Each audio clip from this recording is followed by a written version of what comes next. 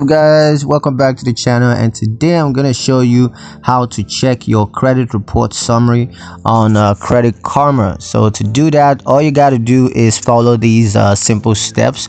And the first, of course, is to log into your Credit Karma account.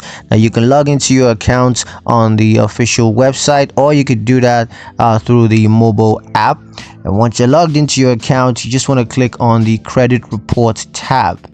And now once you're there, you can view your credit report summary, which shows your credit accounts, your payment history, as well as your credit inquiries.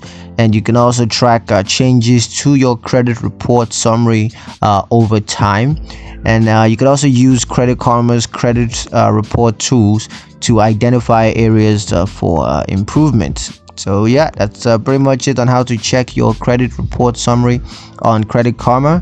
Hope you guys liked the video. Hope you found the information useful enough. If you did, like the video, comment down below, let me know what you thought, share the video with your friends, and subscribe to the channel if you haven't done that already. And I'll see you guys in the next one. Peace.